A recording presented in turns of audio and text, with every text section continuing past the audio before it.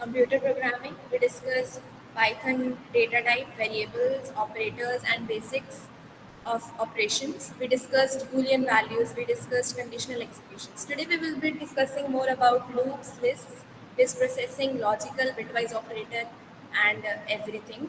Also, I'll be telling you about functions, tuples, dictionaries, exceptions, and data processing.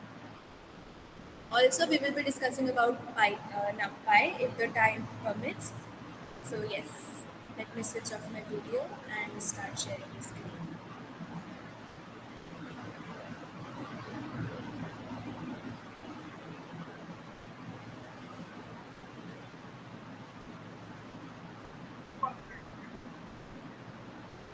Are you all able to see my screen?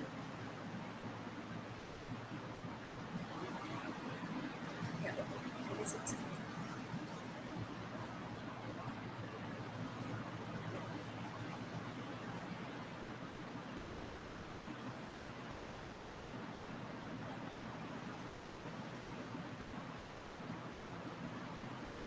So yes, today we will be discussing about loops.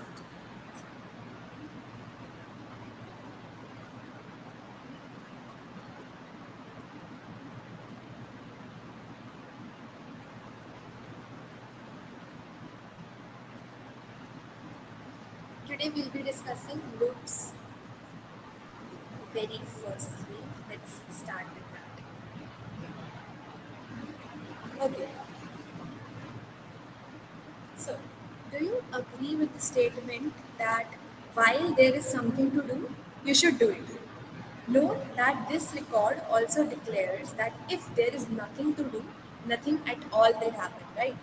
In general, Python a loop can be represented as while and then the instruction. As you are able to see on the screen, that loop can be presented with while and your instruction under that.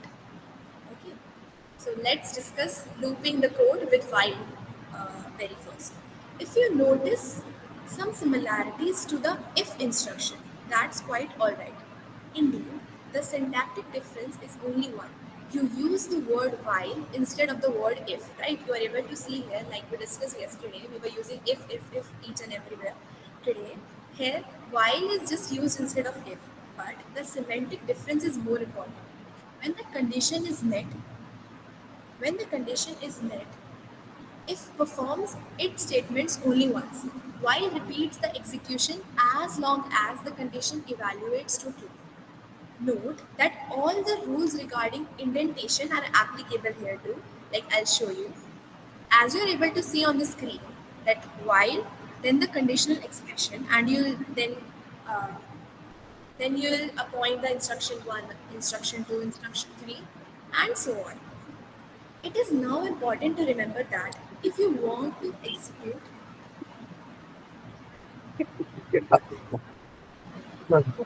I guess someone is. It is now important to remember that if you want to execute more than one statement inside one while loop, then you must indent all the instructions in the same way. Like an instruction or set of instructions executed inside the while loop is called the loop's body. Like you're able to see here, the while loop is having instruction 1, instruction 2, instruction 3. This is the loop body. Okay. If the condition is false, like equal to zero or something, as clearly as when it is tested for the first time, the body is not executed even once. Not the analogy of not having to do anything if there is nothing to do. Okay? The body should be able to change the condition's value because if the condition is true at the beginning, the body might run continuously to infinity. Do you understand that? If I do not update the value here, like let's say I have while x is greater than 0, right? And I put a value of x equal to 2. It's obviously greater than 0. We are not changing the x value. Then it will be an infinite loop. Infinite loop means it will be uh, like it is an endless loop. Coming to the infinite loop, an infinite loop, also called the endless loop, is a sequence of instructions in a program which repeat indefinitely, like endlessly, Like here's an example. While true, print I am stuck inside a loop. Print I am stuck inside a loop. It doesn't make any sense. It's true always, right? So it's saying that whenever the print statement is true, print it again and again and again and again. Obviously, it's true. Then it will be printing again and again. It is an infinite loop. Okay. If you want to get the best learning experience from seeing how an infinite loop behaves, then you can also create your new file, copy paste the code, and save your file. You'll be able to see that it will show I am stuck inside a loop many times. Now let's go back to the sketch of the algorithm I have showed you recently. I am going to show you how to use this newly learned loop to find the largest number from a largest set of entered data. Analyze the program carefully. See where the loop starts. Like you are able to see here the largest number is equal to minus 999, and you are taking an input from the user, and you are saying that enter a number or type -1 to stop. Okay, and you are taking the input and you are converting it to you are typecasting and converting it to integer itself. Okay, now see from the eighth code of line, while number, this is not equal to operator I told you yesterday, while number is not equal to -1, then you will be having one if thing, that if number is greater than the largest number, then you'll appoint the largest number the number equal to the largest number. Okay. Now, okay. Now if you check how this code implements the algorithm, is actually that the while loop is starting from here and we are updating its value. So it will, yeah, then finally it will be printing the largest number, that is like after comparing. We yesterday we did only this part, right? If number is greater than the largest number, then you are pointing that number to the largest number and you are accordingly getting the largest number. Moving on. Let's look at another example employing the while loop. Okay. Now, okay, we'll be following the code now. Okay, let's say odd numbers is equal to 0 and even numbers is equal to 0. And we are now counting how many odd numbers are there and even numbers are there. Now we are asking the user to enter a number or type 0 to stop and appointing it to a variable called number. Now we are saying while number is not equal to 0, while number is not equal to 0, and we are checking if number modulo 2 is equal to 1, means if the number is divisible by 2, then you will be saying uh, that odd number, oh sorry, if the number is not divisible by 2, if it would be divisible by 2, then it would be showing 0 here, right? So if it is not divisible by 2, it is not showing the remainder 0, then obviously it's an odd number, right? So you will be saying that odd number is increased by 1. Odd number plus equal to 1 means that the odd number is increased by 1. If the number when divided by 2 gives 1 or 0, then you will be saying that even number will be increased by 1, and then you will be appointing the value accordingly and printing it. I hope you are able to understand what is the role of while loop in here. Try to recall how Python interprets the truth of a condition and note that these two forms are equivalent. While number not equal to 0 and while number. The condition that checks if a number is odd can be coded in the equivalent forms that are if number modulo 2 is equal to 1, or if number modulo 2. I hope you are getting my point, like the concepts we used yesterday.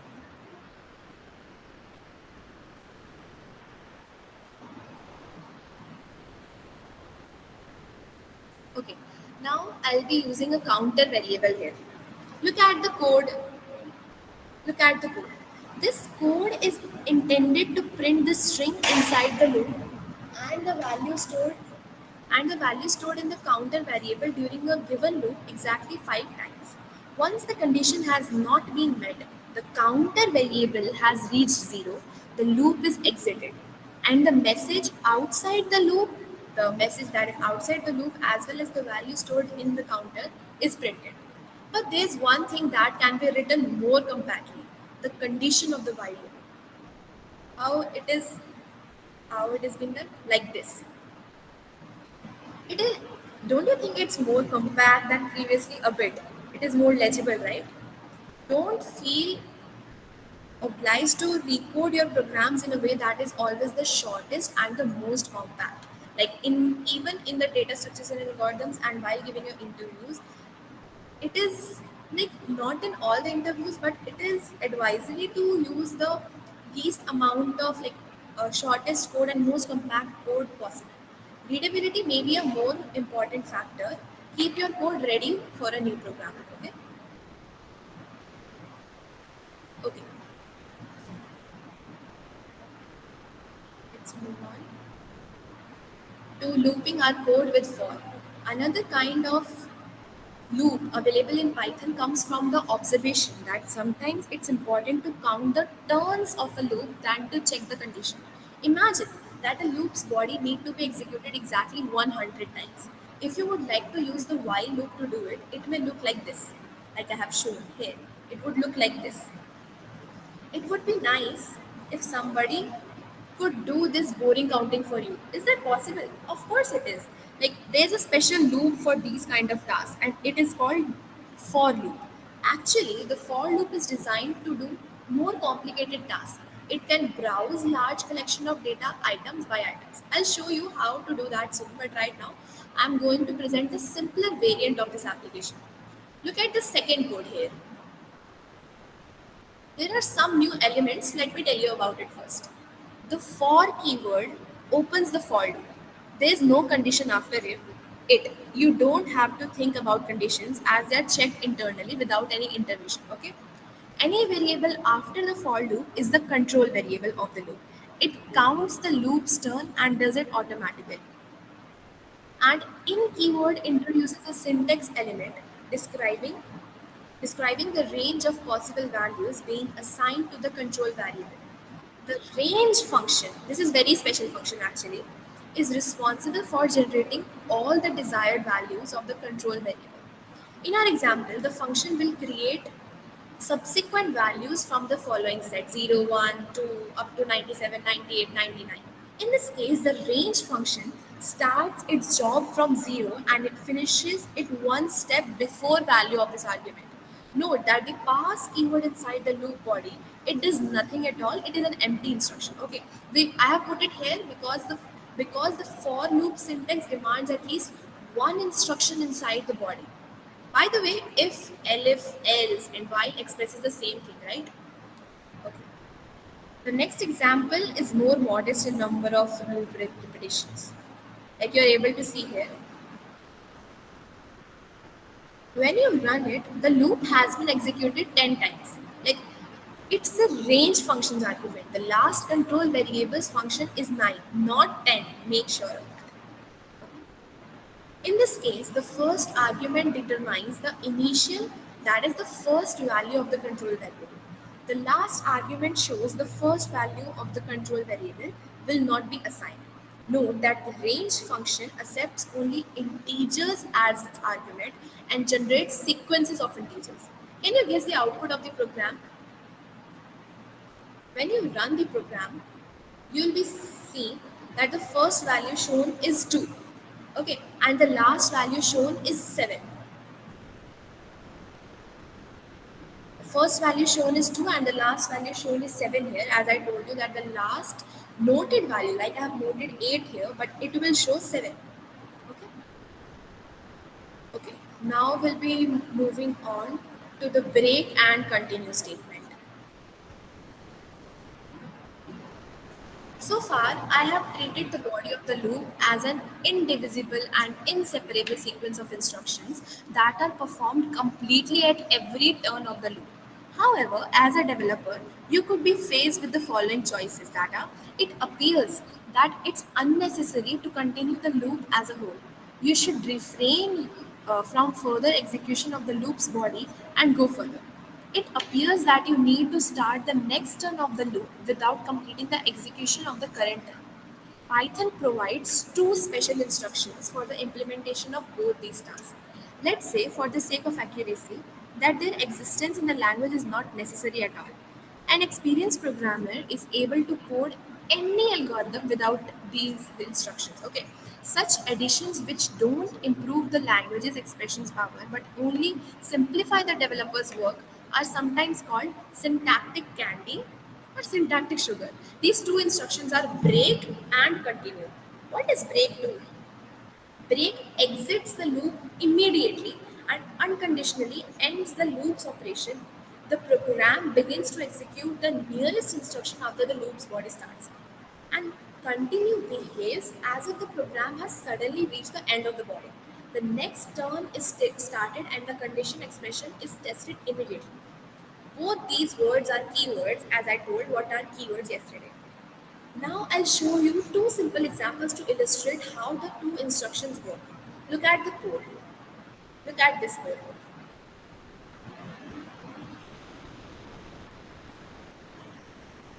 This code this code first prints that we are doing the break instruction. Let's say I have taken the I in the range from 1 to 6. If I is equal to 3, then it will break and it is then one print statement is inside the loop and one print statement is outside the loop. Let's say I is equal to 1 here. Is I is equal to 3? No. I is not equal to 3. Then it will uh, pass on to the outside loop. And if I is equal to 3, it will break and continue to the this thing. Okay. Now, continue example is if I is in the range from 1 to 6 and I is equal to 3 continue, then it will that this print statement is inside the loop. If even if when I is not equal to 3, it will show outside the loop. Are you getting my point? What's the difference between break and continue statement? Okay.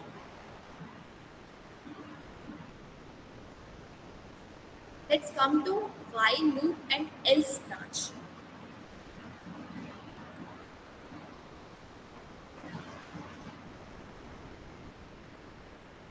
Both loops, while and for, have one interesting and actually very rarely used feature. I'll show you how it works. Try to judge for yourself if it's stable and whether you can live without it or not. In other words, try to convince yourself the feature is valuable or useful. Okay. Take a look at the code here. There's something strange at the end. The else keyword. The else keyword is strange at the end. As you may have suspected, loops may have the else branch too. Like if the loop's else branch is always executed once, regardless of whether the loop has entered its body or not. Can you guess its output? Like it's on the screen 1, 2, 3, 4, and within the print statement of else, I is 5. Okay, I have taken I is equal to 1 here at the very first. Then I was checking jab tak. Y means jab tak I is less than 5, print I and increment I to avoid the endless loop. And whenever I is not less than 5, then you'll be printing the else and the I value. Like when I is equal to 1, while 1 is less than 5, right, then it will print 1. It will increase the value of I to 2. Again, it will come up here and check 2 is less than 5. Yes, then it will print 2 value. 2 value is printed. Then it will increment the I value. I is equal to 3 now. 3 is less than 5. Print 3. 3 is printed. That's my 4. Now, whenever when I is incremented to the value of 5, now 5 is not less than 5, then it will print else and the I value. What is the current I value? It's 5. I hope you get my point here.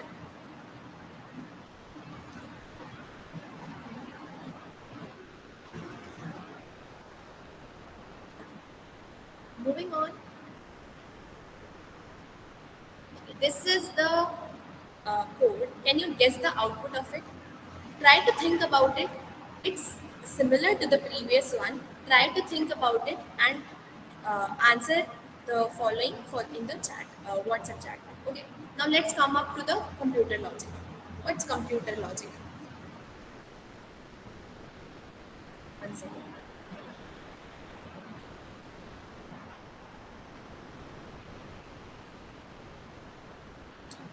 Okay. Have you noticed that the conditions I have used so far have been very simple, like quite primitive? The conditions I use in real life are much more complex. Like if we have some free time and the weather is good, I'll go for a walk. Like continuing to the example I used yesterday, I have used the conjunction and, which means that going for a walk depends on the simultaneous fulfillment of these two conditions. In the language of logic, such a connection of the condition is called conjunction. And if I take another example, if you are in a mall or I am in the mall, one of us will buy gift for XYZ. The appearance of the word or means that the purchase depends on at least one of these conditions. In logics, in logic, such a compound is called disjunction. It's clear that Python must have operators to build conjunctions and disjunctions. Without them, the expressive power of the language would be substantially weakened. These are called logical operators. I just want you to feel comfortable that Python is just like not actually or equivalent to the languages we use in our day-to-day life, but it has the same logics. Like we use conjunctions and disjunctions in our day-to-day life, like that only Python also has logical operators. Now let me help you with the operators. First of all, the AND operator. One logical conjunction operator in Python. I won't be using the word operator, I'll be using the word conjunction for your head. It's a binary conjunction with the priority that is lower than the one expressed by the comparison conjunction. It allows to code complex conditions without the use of parentheses like this one. The result provided by the AND operator or conjunction can be determined on the basis of the truth table. Like you are able to see the truth table on your screen. Argument A, let's say there are two arguments, argument A and argument B. Whenever you do A and B based upon the type of statement, if it is false and argument B is also false, then the A and B will also be false. I guess you are familiar with it as we have learned this in maths too. Moving on to the OR operator. The OR operator is a disjunction operator. It's a binary operator with lower priority than AND. It has less priority than AND, like I told you yesterday, plus has less priority than star, that is multiplication. Its truth table is visible on your screen. Same is for the NOT operator. There's another operator that can be applied to the construction of the conditions. It's a unary operator performing a logical negation. Its operation is simple. It turns truth into the falsehood and the falsehood into the truth. This operator is written as the word not and its priority is very, very high, like the same as the unary, like plus and minus we had yesterday. And the truth table is very simple. False is converted to true, true is converted to false. Now let us come to logical expressions. Okay, I have created, as you are able to see on your screen, I have created a variable named var and assigned one to it. Right? I have created a table var and assigned one to it. The following conditions are equivalent. Okay, let me ask you a thing. You may be familiar with De Morgan's law, right? They say that the negation of a conjunction is the disjunction of the negation. I'll repeat, the negation of the conjunction is the disjunction of the negation and vice versa. Right? Like, okay, I'll write it. Also, I have written the same De Morgan's law in Python code that note not P and Q is equal to not P or not Q. Like, just change the not to exclamation mark. Are you able to get it? Exclamation mark or that wavy thing we do in maths. Okay, this is now let us understand about logical values versus single bits. Logical operators take their arguments as a whole, regardless of how many bits they contain. The operators are aware only of the value 0, means false. Not 0 means true, obviously, right? The result of their operation is one of these values, false or true. This means that this snippet will assign the value true to the j variable if I is not 0. Otherwise, it will be false, right? Like I is equal to 1 and j is equal to not I. Now let's come to bitwise operator. Okay, bitwise operators are actually important. There are four operators that allow you to manipulate single bits of data. These are called bitwise operator. They cover all the operations we mentioned before in the logical context and one additional operator. This is called XOR or exclusive OR operator and is denoted with the power symbol we generally use in our day-to-day life. And they are and, bar, that, till, we call it till, bitwise negation, caret, bitwise exclusive or XOR, right? And these are the truth table for all of them. You can see them or you can analyze them accordingly. Or also I'll make it easy for you.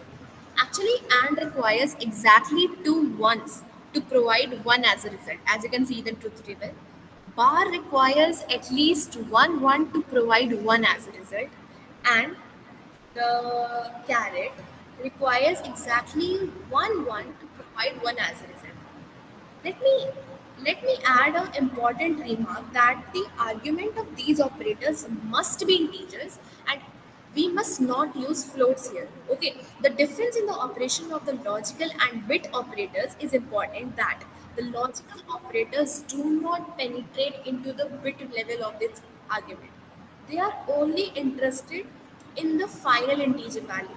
Bitwise operators are stricter. They deal with every bit separately. If we assume that the integer variable occupies 64 bits, you can imagine that the bitwise operator has a 64-fold evaluation of the logical operator for each pair of bits of the argument. This analogy is obviously imperfect. As in the real world, all these 64 operations are performed at the same time. Like, can you guess? It is done simultaneously. I mean, it's really surprising. Now, I'll tell you about binary left shift and binary right shift. Python offers another operation relating to single bits, that is shifting, and it is applied only to integer values. And you must not use floats as the arguments for it. You already apply these operations very often and quite unconsciously. How do you multiply any number by 10? Can you tell me? Like, if I take 1, 2, 3 multiplied by 10, what is the result? 1, 2, 3, 0. As you can see, multiplying by 10, in fact, a shift of all the digits to the left and filling the resulting gap with 0. Dividing by 10, take a look. Like, if I divide 10 by 10, what is 1? Then actually, the 1 is shifted to the right.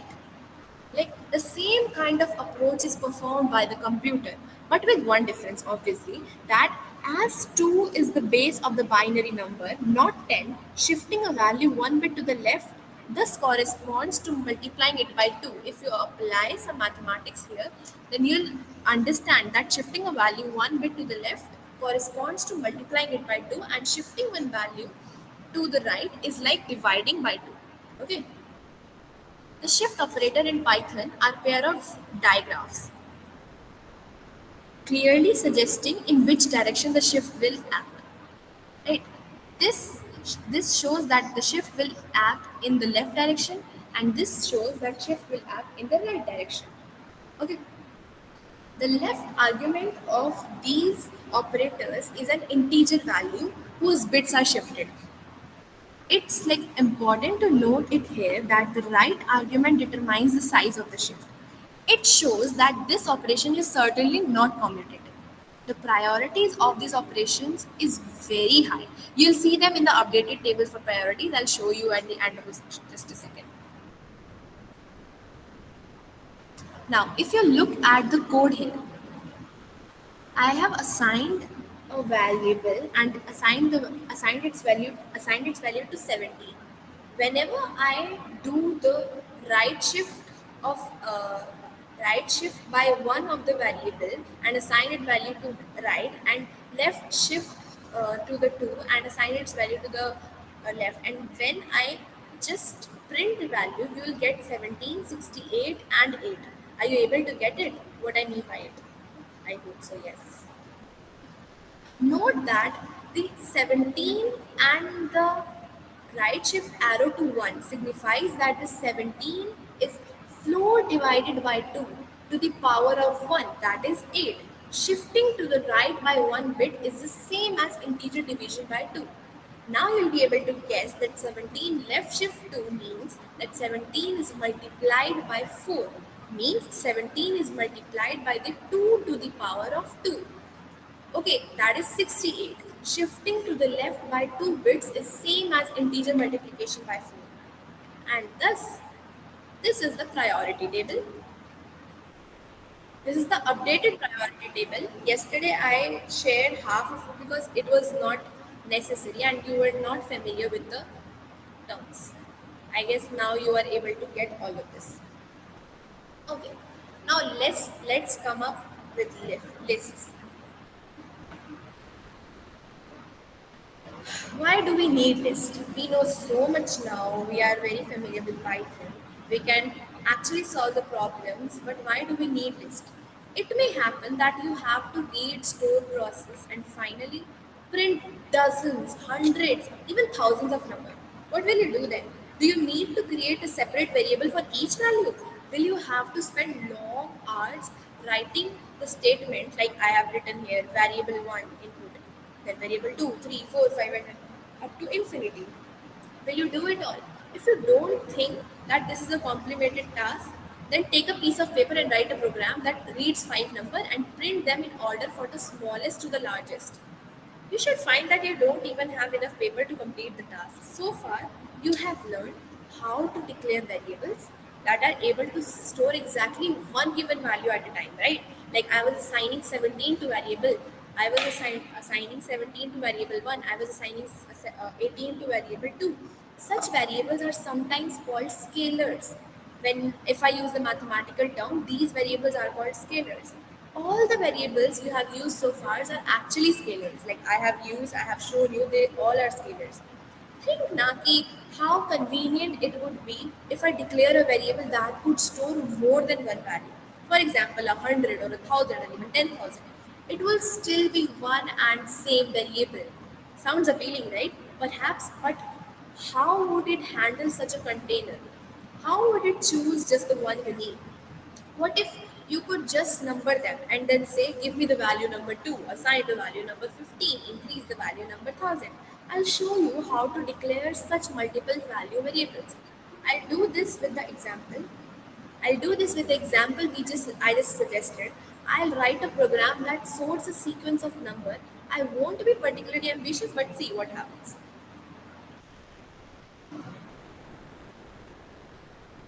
Yeah.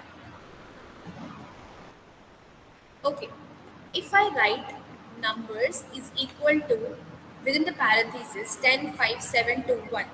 Let's say the same thing using terminology. Number is a list here. I as number is a variable you knew, right? But actually number is a list here consisting of 5 values. All of them are numbers. We can also say that this statement creates a list of length equal to 5, right? 10, 5, 7, 2, 1. These are exactly 5 numbers. So the length of this list is 5. The elements inside a list may have different type. Here I have used integers, but they can be of different types. Okay. Python has adopted a convention stating. Please note that Python has adopted a convention stating that the elements in a list are always numbered starting from 0. This means that the item stored at the beginning of the list will have the number 0. Since there are 5 elements in our list, the last of them is assigned number 4. Do you understand? Like 10, 5, 7, 2, 1. Note it somewhere. 10 has has the index 0. Please note the term index here. 10 has the index 0, 5 has the index 1, 7 has the index 2, 2 has the index 3, so 1 has the index 4. You'll soon get used to it and like it will be very easy. Before I go any further, okay, yeah, I'll like to discuss about indexing lists more brief. What if I want to change the value of a chosen element in the list? Like let's assign a new value of 111, let's say, to the first element in the list. Like I have, as I said, a number is equal to 10, 5, 7 to 1 here. This is a list, right, having 5 integer values. What if I want to change 10 to 111? What if I want to change 7 to 111? How will I be doing that? With the help of indexing. I already said 10 has the index 0, 5 has the index 1, 7 has the index 2. So whenever I want to approach any value, let's say I want to approach 10, it has index 0. I'll be writing like numbers means a variable name with 0 is equal to 111. I'm just updating it. And when I print the new list, it will show 111, 5, 7 to 1. I hope you get my point here.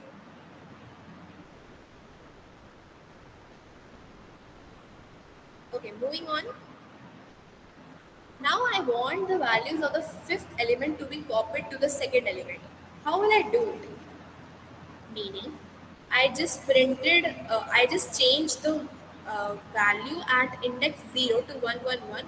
What if I want the value at index 1 and value at index 4 to be same? I'll be just doing like numbers, parenthesis 1 is equal to square numbers, square brackets 4. I'll just assign them. Assign the value of 4 to 1, index 4 to 1. Then when I'll be printing it, the value here will be 1, oh sorry, 111 and 1721. I hope you get it. This was the fourth element. The value of fourth index is assigned to the value of index 1. Here, index 1 is 5. It is then changed to 1. That was the index value at 4. Okay. Okay, now we'll be learning about accessing list content. Each of the list element may be accessed separately. For example, it can be printed. Like if I want to print this value, 10 value, just this 10 value, how I'll be printing it like this. Okay. Assuming that all of the previous operators have been completed successfully, the snippet will send 111 to the console. Right. Now let me introduce you to the length function. Len and the parentheses. The length of a list may vary during execution. New elements may be added to the list while others may be removed from the list. This means that the list is a very dynamic entity, right? If you want to check the list current length, you can use the function name len and the parentheses. The function takes the list name as an argument and returns the number of the elements currently stored inside the list. Okay. Yeah. Okay. How do I remove one element from a list if I want to? Any of the list elements may be removed at any time. At any time, this is done with an instruction named delete. Note that it is an instruction, not a function. You have to point to the element to be removed. It will vanish from the list, and the list length will be reduced by 1. Like you are able to see here. If I want to delete the index value 1 from the number, then and when I print the length of the number and when I print the numbers, this will give you the length of the list number and this will print the whole list. So I already told that whenever we use the delete instruction, the length is reduced by 1 and the the list is printed exactly. Also, you can't access an element which doesn't exist. You can neither get its value nor assign it to value, right? It's obvious. Both of these instructions will cause some runtime error.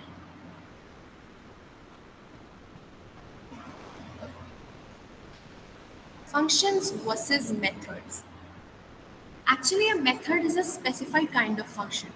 It behaves like a function, it looks like a function, but differs in the way in which it acts and also its invocation style.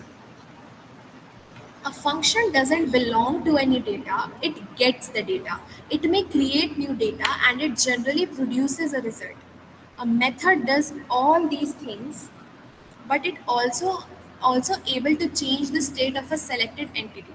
A method is owned by the data it works for, while a function is owned by the whole code. Means that invoking a method requires some specification of the data from which the method is invoked, right? I mean, I guess it's kind of puzzling, but I'll deal with it in the depth when we will delve into the object or OOPS programming. Okay. In general, a typical function invocation may look like this. may look like this. The function takes an argument, does something, and returns a result. A typical method invocation also looks like this. Result is equal to data dot method, and within the parenthesis, the arguments. One thing is to note here that the name of the method is preceded by the name of the data which owns the method.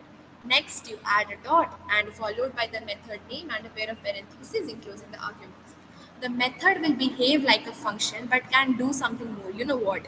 It can change the internal state of the data from which it has been invoked. You may ask, why are we talking about methods and not about lists, right? We were discussing lists.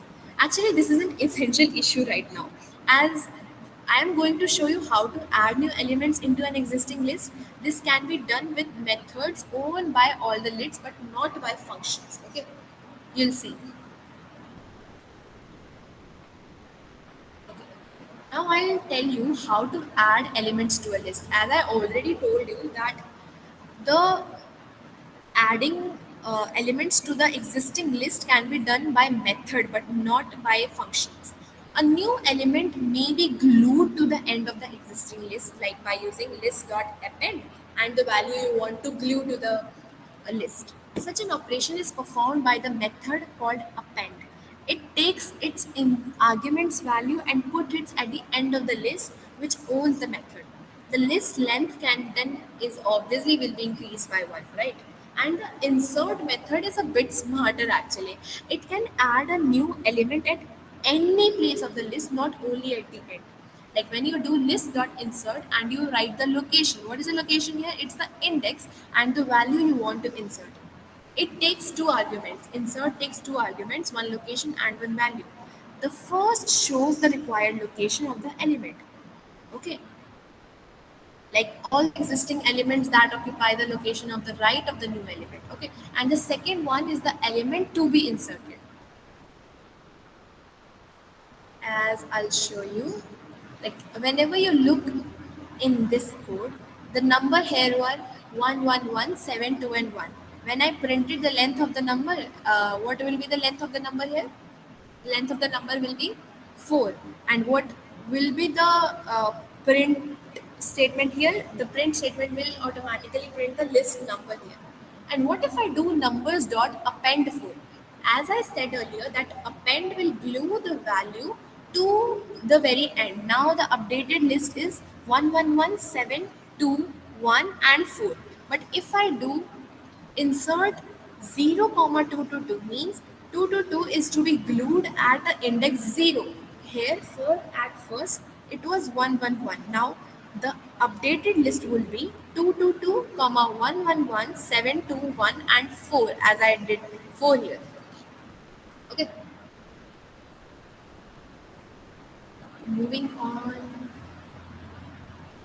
Yeah, you can see there are more examples here. Like I created the empty list here and I said for I in the range of 5, whenever I append, I should append I plus 1. Like yeah, I should append the I plus 1. 0 to 5 is the range, so it will be 0, 1, 2, 3, and 4. So when I is equal to 0, the list will be appended by 1. It means now the updated list has an element called 1, and when I is equal to 1, then the my list will be appended with 2. So now the updated list is 1 comma 2. I hope you get it, and accordingly you will get 1, 2, 3, 4, 5. Okay, moving on. Okay, this is one more example. Try to understand it. That I created an empty list for an I in the range 5 means 0 to 5. It means from 0, 1, 2, 3, 4, not 5. I am saying that you have to insert at index value 0, I plus 1. Like here the exact same values will be there, but I am just saying that you have to, sorry, yeah, you have to apply it on 0. Like so now the, if you think of it, now the list would be reversed. The output will be 5, 4, 3, 2, 1. In this way you can also reverse your list if you want to reverse it. Okay, What is how can we make use for list? The for loop has a special variant that can process list very effectively. Now you if you look at the code here, my list has 10, 1, 8, 3, 5. And let's say I appointed a variable total with the value 0 for I in the range of length of my list. What is the length of the my list here? 5. So for I in the range of 5, again 0, 1, 2, 3, 4, I'll be doing that total is incremented by my list of I. I hope you get it. I want you to understand by note. I want you to understand the code further by noting it down with pencil or any notebook. It's kind of like if you do my list I was in the range 0, 1, 2, 3, 4. So when I is equal to 0, my list with the index 0, it means 10. Then you have to increment total with the value of 10. Total was 0. 0 plus 10. Now total value is incremented to 10. So if I print total here, it will show 10. But it it will go till range 4. I hope you get it. 10 plus 1, 11. 11 plus 8, it's 19. 19 plus 3, it's 22. 22 plus 5, it's 27. That's why the printed value here is 27. I hope you get it. So I'll again say that the list is assigned a sequence of 5 integer values here. The I variable takes the value 0, 1, 2, 3, 4, and then it indexes the list, selecting the subsequent element, the first, the second, third, the fourth, and the fifth. Each of this element is added together by the plus equal to operator. It means it is incrementing it by some value and giving the final result at the end of the loop. Now, if I say some second aspect of the for loop is also there. Look at the second code here. What is happening here? The for instruction specifies the variable used to browse the list I here, followed by the in keyword and the name of the list being processed. The I variable is assigned the values of all subsequent list elements, and the process occurs as many times as there are elements in the list. Yes, obviously. This means that you use the I variable as a copy of the element's value and you don't need to use indices. The length function is not needed here either, as you are able to see. So this is how you make your code more compact and more short. Okay. Now let's discuss list in action. Let's leave list aside for a short moment and take at one intriguing issue. Imagine that you need to rearrange the elements of a list. That is, reverse the order of the elements. Like I told you how to reverse it, but let's say if you want to reverse it in other way, and if you want the first and the fifth element as well as the second and the fourth element to be swapped, you want to swap some element, and you want the third one like a touch now. How can you swap the values of two elements? Actually, you can do if you do something like I have shown on the screen, like this. If you do something like this, you would lose the value previously stored. Like if I do, like I have assigned variable 1 1 and variable 2 as a value of 2. If I assign variable 1 to variable 2, it means the variable 2 has the value 1 now, right? But it actually variable 2 actually has lost its value. It was 2 but it's now 1. It has lost its value. Clear? Changing the order of the assignments will not help. You need a third variable that serves as an auxiliary storage, as you are able to see here. This is how you can do it. You can assign the variable 1 first to the auxiliary, and then you will assign the variable 2 to the variable 1, and then you'll assign the auxiliary value, that was the variable 1 value, to variable 2. Yes. Actually, Python offers a more convenient way of doing this work. Take a look at the screen. Like, isn't it very clear and efficient and elegant? Now you can easily swap any list. You don't have to create another variable like auxiliary to swap your elements. These are some of the functions, and this, like, let's say this is a list with the elements 10, 1, 8, 3, and 5. I want to swap the element with the index 0 and 4 here.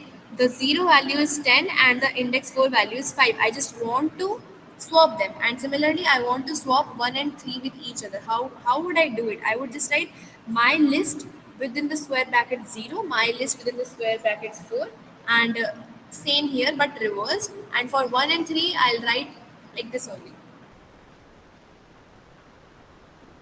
And now when you will print the list, you will see that 5 and 10 are swapped, 3 and 1 are swapped, but the 8 remain untouched.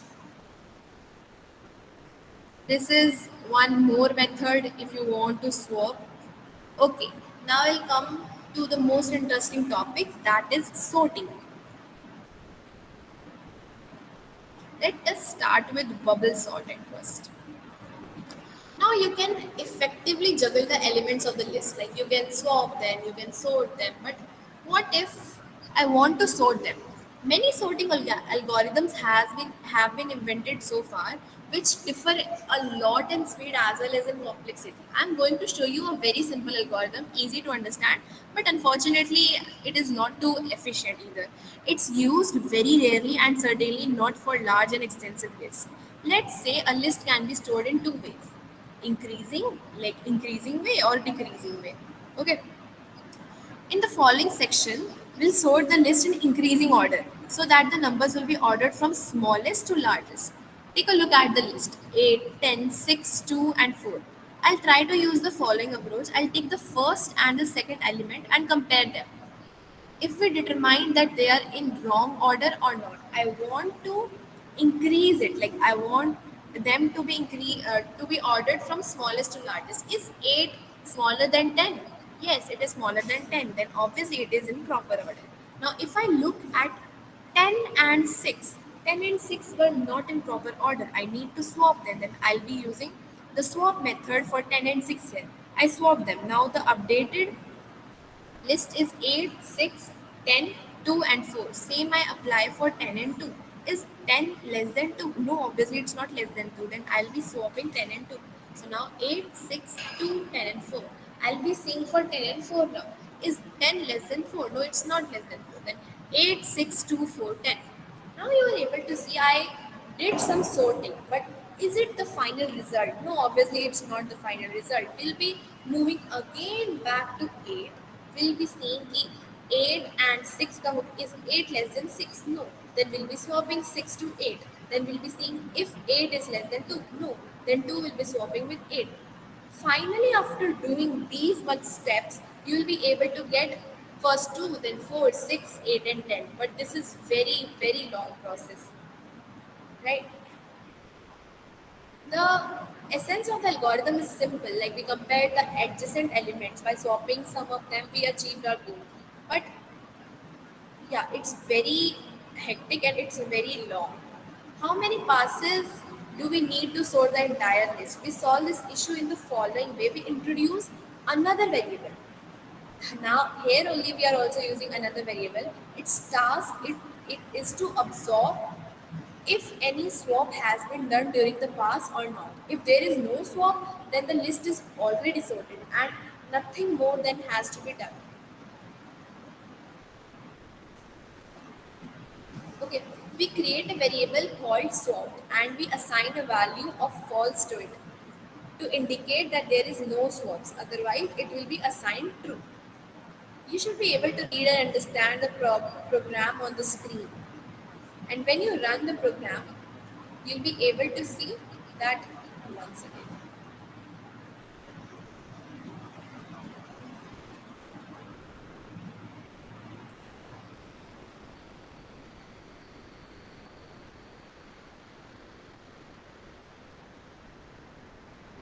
Okay, let us understand the code here.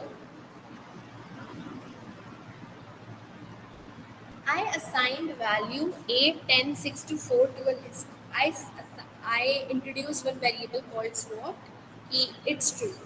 While swapped means whenever it is true, I'll say कि swap हमारा false हो गया. For I in the range, length of my list -1. If my list I is greater than my list I plus 1, then I'll be saying कि swap is again true. Okay. my list I, then I'm swapping the I and I plus one value, and whenever I do this, the I in the range from length of my list, what is the length of the my list? 5 minus, but the I in the range of 4, 0, 1, 2, 3. It will be moving from 0, then again to 1, then 2 to 3.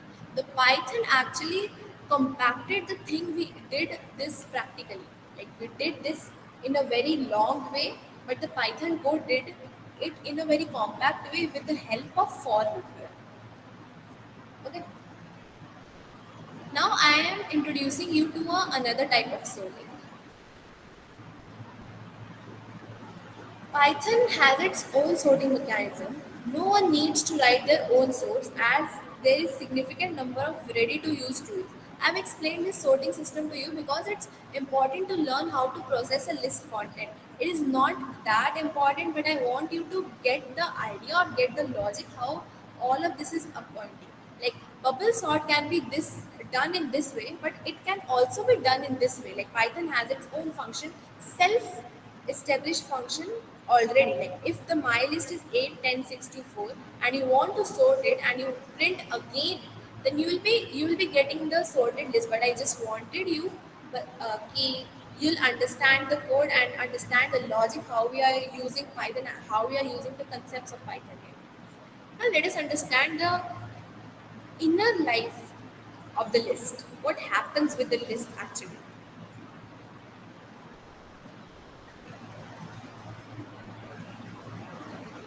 It is very important and very surprising feature of list which strongly distinguishes them from ordinary variables. I want you to memorize it that it may affect your future programs and cause severe problems if forgotten or overlooked. Look at the code on your screen. Look at the code on your screen. I appointed one element to list 1 and I assigned the list 1 to list 2. I again said that the list 1 appoint 2 to the value at index 0 in list 1, and I printed the list 2. It will print 2 only. Did you get it? Like at the very first, I appointed one value to list one, and then I appointed the whole list to another list two. And when I appointed two value to the index zero, means I changed one to two, and I printed the list two. It automatically did print two. Like, the program creates, yeah, its surprising part is the fact that the program will output 2 but not 1, which seems to be the obvious solution. Lists and many other complex Python entitles are stored in different ways than ordinary scalar variables. You should say that the name of an ordinary variable is the name of its content, and the name of a list is the name of the memory location where the list is stored. Read the two lines once more. The difference is essential for understanding what I am going to talk about next. The assignment here, that is list 2 is equal to list 1, copies the name of the array, not its content. In effect, the two names, list 1 and list 2, identify the same location in the computer memory. Modifying one of them affects the other and vice versa. How do you cope up with that? We use power slices for these. Fortunately, the solution is a slice. What is a slice? A slice is the element of Python syntax that allows you to make a brand new copy of a list or a part of list. Okay, it actually copies the list contents, not the list names. This is exactly what you need. Look at the code here. Now you'll be able to understand it. The output here will be 1. This inconspicuous part of the code describes as this semicolon is able to produce a brand new list. One of the most general form of the slides look like my list, the starting, colon and the ending. As you can see, it resembles indexing, right? But the colon inside makes a big difference. A slice of this form makes a new target list, taking elements from the source list, the elements of the indices from start to end. Okay, why do we need functions then?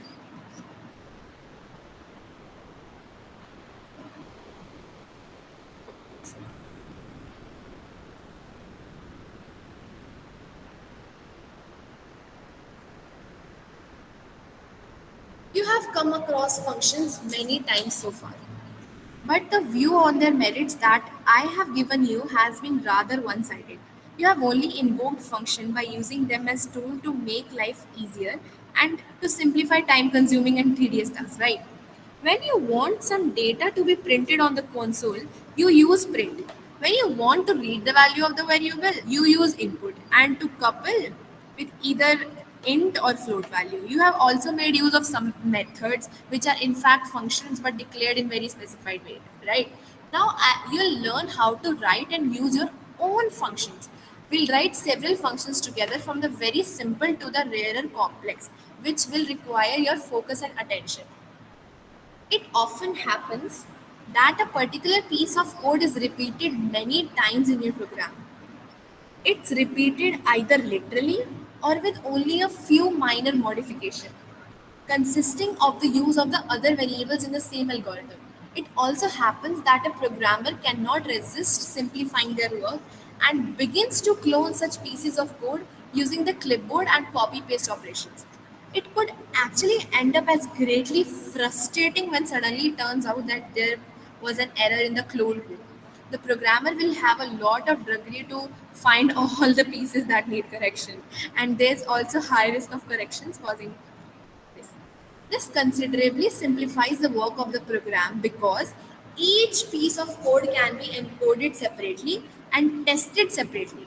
The process described here is often called decomposition. We can now state the second condition. If a piece of code becomes so large that reading and understanding it may cause a problem, consider diving it into separate, smaller problems and implement each of them in the form of separate functions. Okay. Uh, I'll tell you more about decomposition. It often happens that the problem is so large and complex that it cannot be assigned to a single developer and a team of developers have to work on it. The problem must be split between several developers in a way that ensures that efficient and seamless cooperation.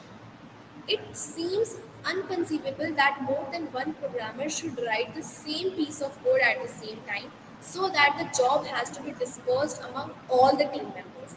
This kind of decomposition has a different purpose to one described previously. It's not only about sharing the work but also about like sharing the responsibility, right, among many developers. Each of them writes a clearly defined and described set of functions which when combined into the module will give the final product. Okay, I'll tell you the third condition here. If you are going to divide the work among multiple programmers, decompose the problem to allow the product to be implemented as a set of separately written functions packed together in different modules. Okay, I'll now make you write your first function.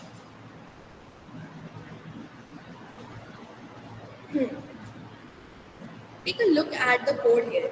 It's rather simple, but we only want it to be an example of transforming a repeating part of a code into a function.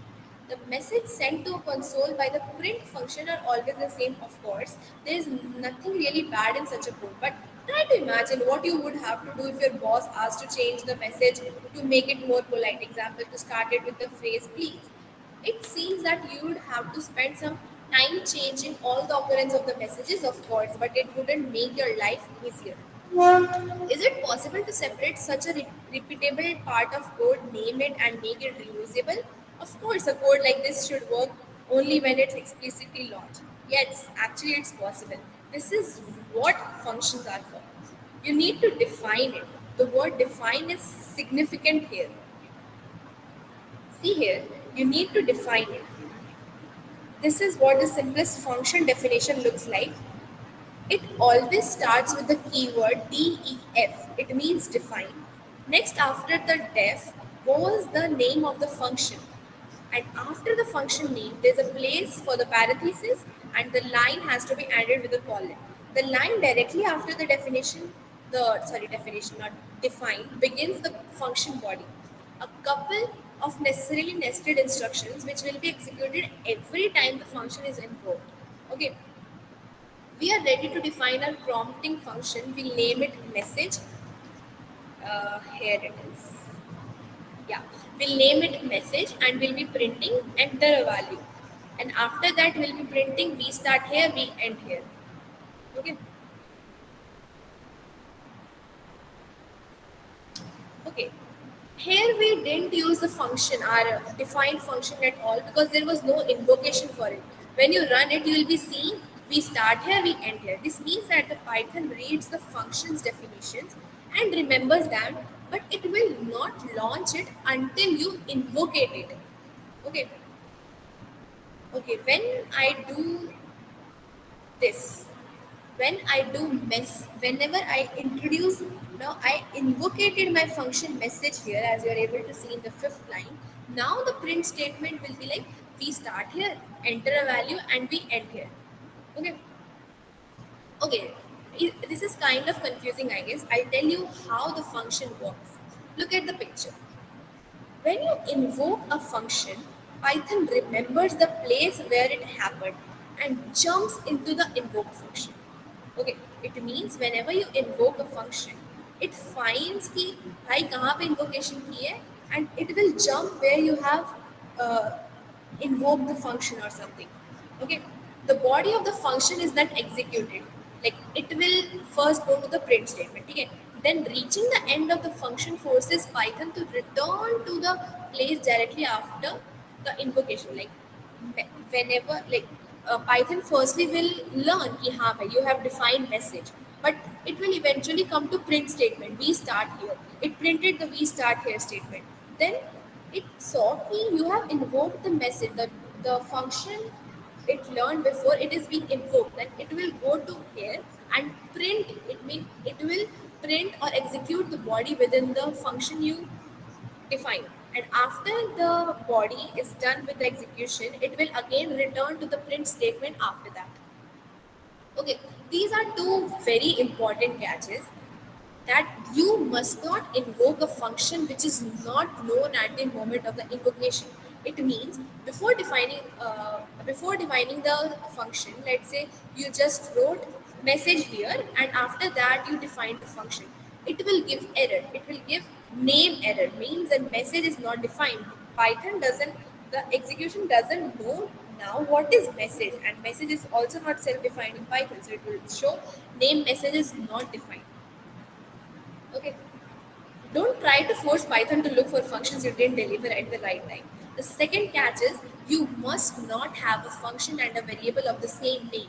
It means uh, if you if you define function with message, then you can't appoint and or assign any value to message as a variable. Both of them are very different. Okay, it will again show some error. I hope you are clear with like how function works. Now let me tell you about some type of functions. First, one of them is parameterized function. The function's full power reveals itself when it can be equipped with an interface that is able to accept data provided by the invoker. Such data can modify the function's behavior, making it more flexible and adaptable to changing conditions. A parameter actually is a variable. You must be wondering what is parameter. Parameter is actually a variable, but there are two important factors for parameters. One of them is parameters exist only inside the function in which they are defined. Okay. And assigning a value to parameter is done at the time of function's invocation. And like as you are able to see here, I have defined a function with some parameter. Like this is the basic syntax. I have defined message as a function and number as a parameter. And if I write it like this, now number is a parameter. What is the use of parameter? If I want to use some any type of integer value, float value, string value within the body of your function to make it more efficient, then you can use parameter within the function. Like I wanted to enter the number which I have taken from the user or taken by myself into a print statement within my function, then you can use parameterized function. Also, specifying one or more parameters in a function definition is also a requirement, and you have to fulfill it during invocation. You must provide as many arguments as their defined parameters. Okay, failure to do so will cause an error ultimately, and the error will be the type error. It will show that the message missing one required positional argument. Okay, like this.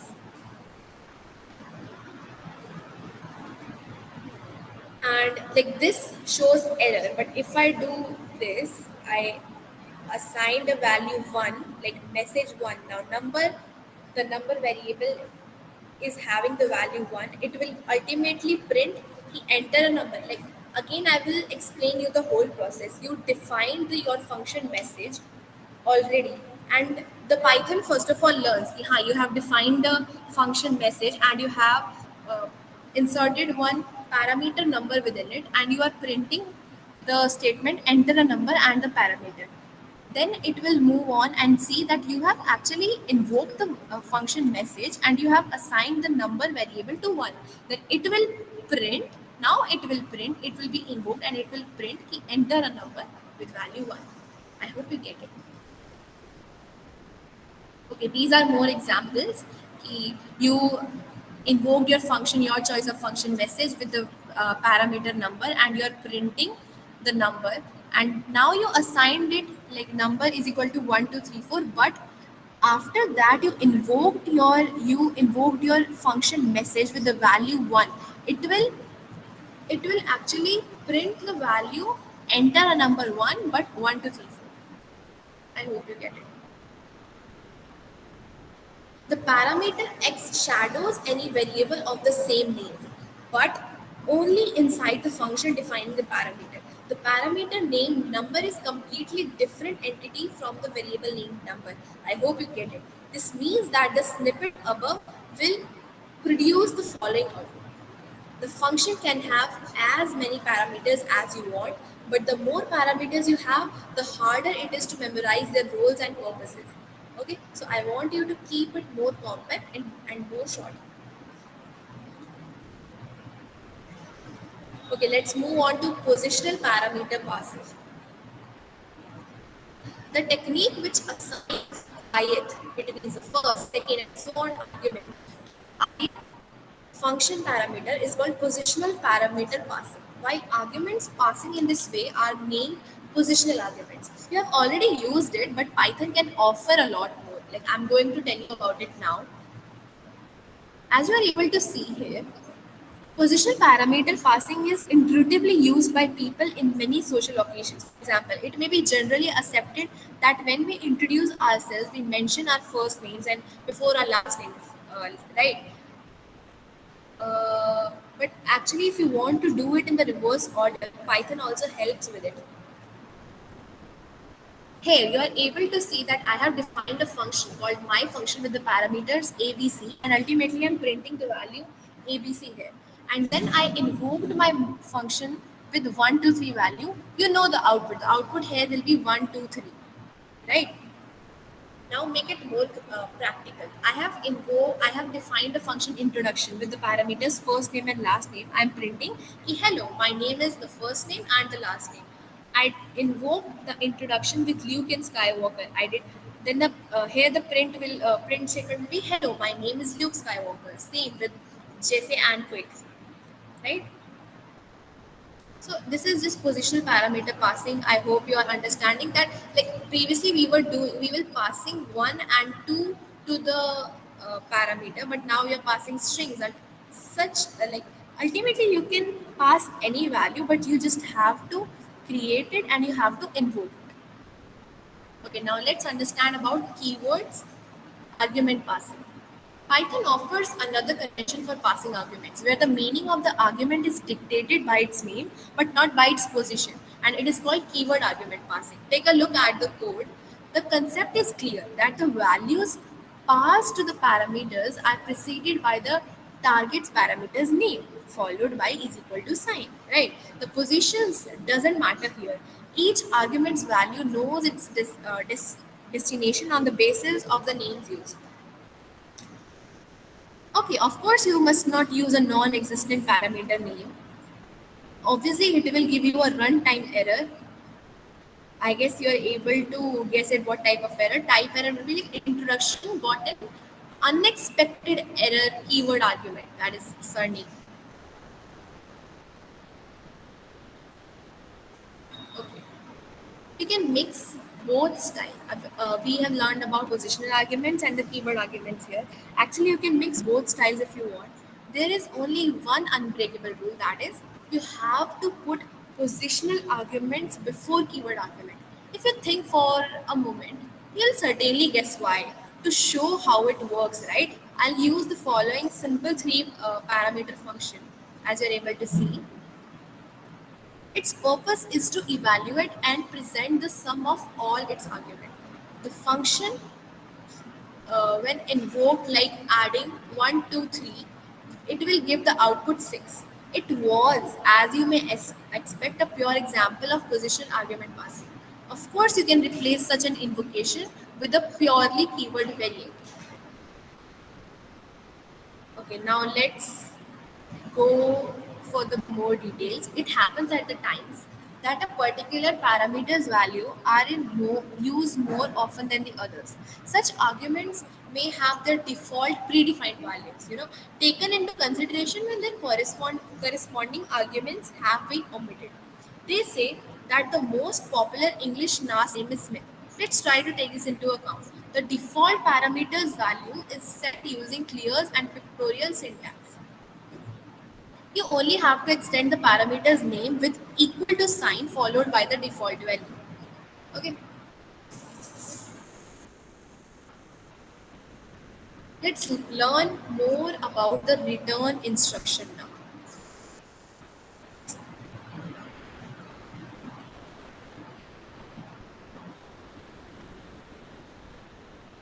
All the previously presented functions have some kind of effect. Either they produce some text or send it to the console. Of course, functions like their mathematical siblings may have result. To get functions to return a value, you use the return instruction, like the return word. This word gives you a full picture of its capabilities and it's a Python keyword. The return instruction has two different variants. Let's consider them separately. First, it's the return without an expression. Let's consider the following code. This code, without an expression, following code. When invoked without any argument, the function causes a little noise. The output will be like 3, 2, 1, and then Happy New Year, right? But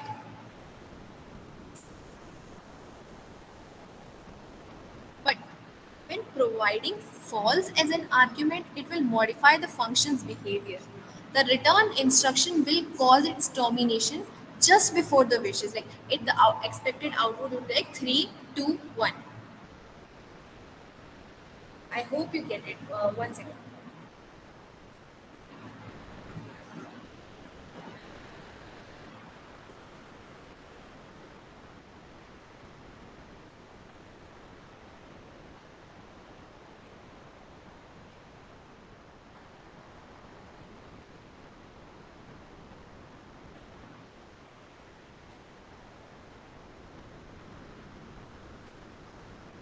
Yes.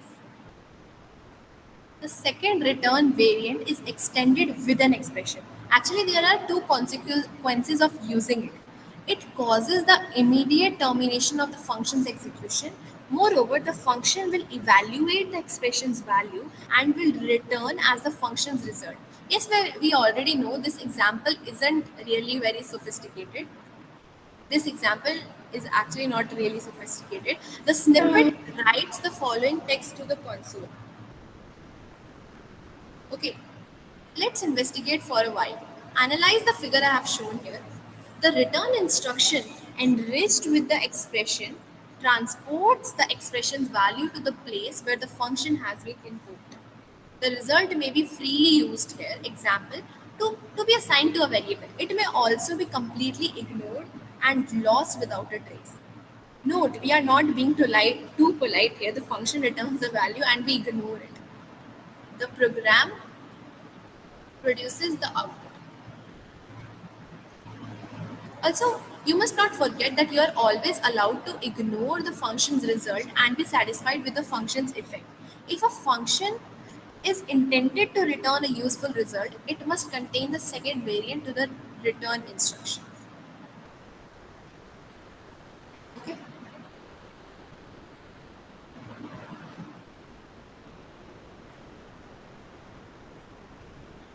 Actually, there are two additional questions that should be answered here. One of them is, may a list be sent to a function as an argument? Of course, it may.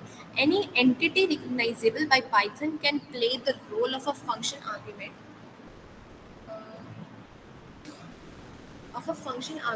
although it has to be assured that the function is able to cope with it. So if you pass a list to a function, the function has to handle it like a list, like you're able to see on the screen in this code.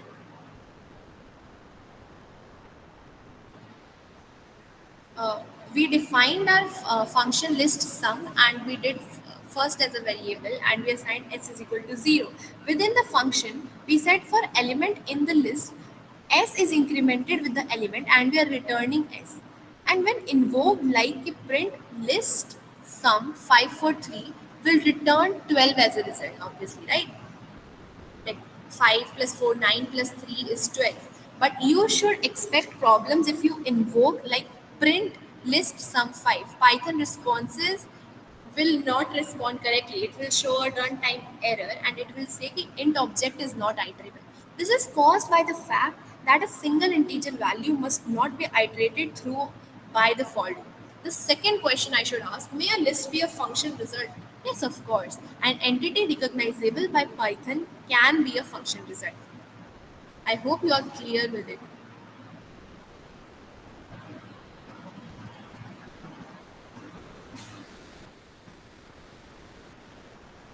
Moving on to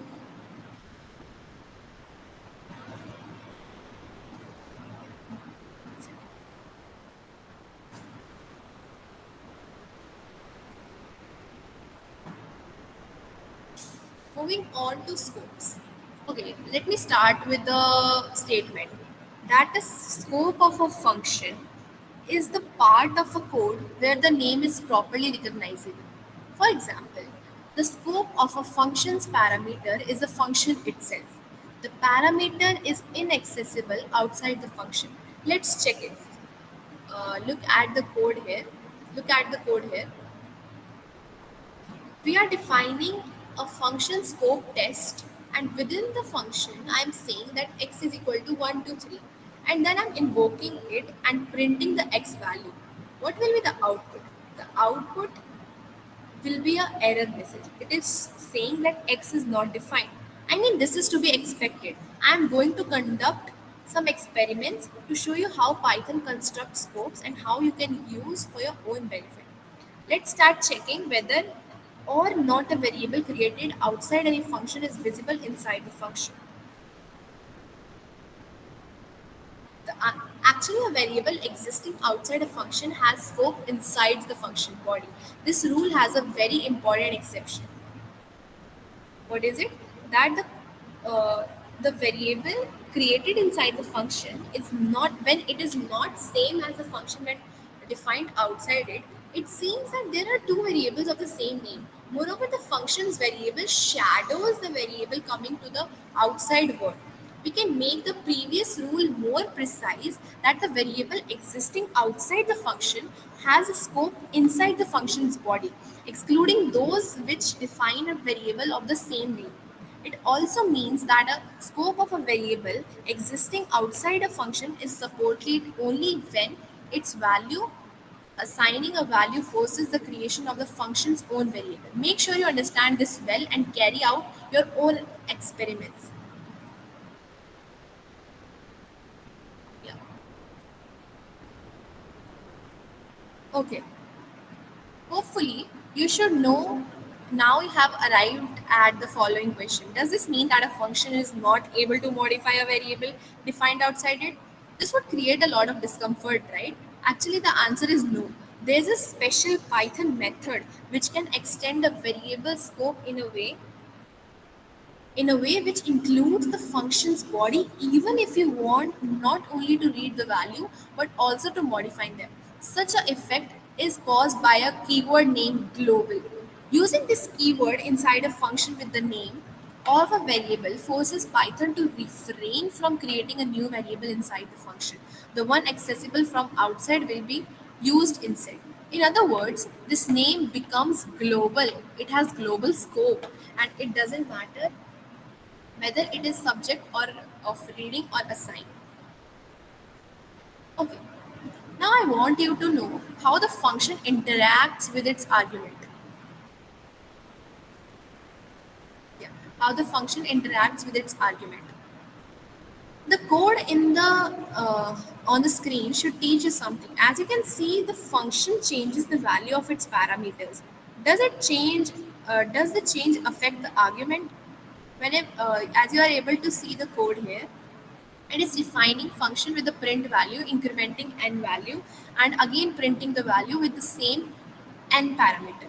And outside, we are assigning one variable with the value 1, and we are invoking a function with the var, like var is 1, and we are printing var. We will get the code output to be I got 1, I have 2 and 1. How is it? Like var is 1. My function is now assigned with the variable value to be 1. So the first print statement will be I got n. N is 1 here, right? N is var and var is 1 here. So I got 1. And n is incremented by 1 here. It means now the n value is 2. So the I have 2, and when you are printing var here, it is 1. 1 means the original variable 1. I hope you get it. The conclusion is very obvious. Changing the parameter's value doesn't propagate outside the function. Okay. This also means that a function receives the argument's value, not the argument itself. This is true for scalars. I already told you what are scalars. Okay, yeah.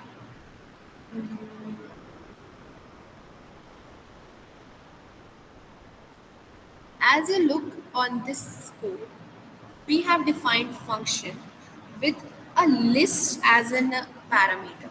We are now printing, if print hash 1, we printed list 1. With print, we printed list 2, and we said that my list is now 0 and 1. We are again printing the third statement, that is my list 1 and my list 2. We said here that my list 2 is 2 comma 3. We then invoked our function with the value 2 comma 3. So it's 2 comma 3 here. So then now when the first print will be there, it will be 2 comma 3. Understood. Second print statement will also be 2 comma 3. But now my list 1 is 0 comma 1 here. So the third statement is my list 1, that is 0 comma 1. But the print 4 statement is my list 2, that was 2 comma 3. So print 4 statement is 2 comma 3. And the print 5 statement here, that is my list 2, that is 2 comma 3, will be printed here. I hope you get how we are passing parameters, different parameters, into a self-defined function. Now let me tell you about sequence type and mutability.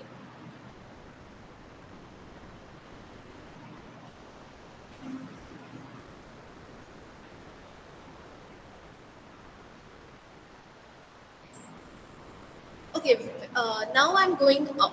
Following up with this, I'm going to talk about tuples and dictionaries. But before that, I have to introduce two important concepts, that are sequence types and mutability. A sequence type is a type of data in Python which is able to store more than one value or less than one, as a sequence may be empty. And these values can be sequentially browsed element by element. As for the for loop is a tool especially designed to iterate to sequences. As you all know, I can express the definition like a sequence is a data which can be scanned by the for loop. You have encountered one Python sequence so far, list, right? That the list is a classic example of Python sequence, although there are some other sequence worth mentioning, but let me go with it. The second notion, mutability, is a property of any Python data that describes its readiness to be freely changed during program execution. Mutable data can be freely updated at any times. We call such an operation in situ. Actually, in situ is a latent phrase that translates as literally in positions. For example, the instruction modified like list dot append one. The immutable data cannot be modified in this way. Imagine that a list can only be assigned and read over. You would be able neither to append an element to it nor remove any element from it. This means that appending an element to the end of the list would require the recreation of the list from scratch. You would have to build a completely new list consisting of all elements of all already existing lists plus the new elements. The data type we want to tell you about now is a tuple. Tuple is an immutable sequence type. It can behave like a list, but it can't be modified. So let's introduce tuples. The first and the clearest distinction between list and tuple is the syntax, obviously. Tuples prefers to use parentheses, whereas lists like to see brackets. Although it's also possible to create a tuple just from a set of values separated by commas. As you're able to see, tuple 1 is equal to the uh, parenthesis 1, 2, 4, 8, and tuple 2 I have created by 1.0 comma 0.5 comma 0.25. These are the two tuples both containing 4 elements. When you print them, you'll simply be getting both the tuples but within the parenthesis. Okay. Now, how to create a tuple? It's possible to create any empty tuple parenthesis any required. Like you can create empty tuple equal to simple parenthesis. If you want to create an one element tuple, you have to take into consideration the fact that due to syntax reason, you must end the value with a comma, like one comma, like within the parenthesis one comma, or if you just want to you don't want to use parentheses, you'll be like 1.0 comma.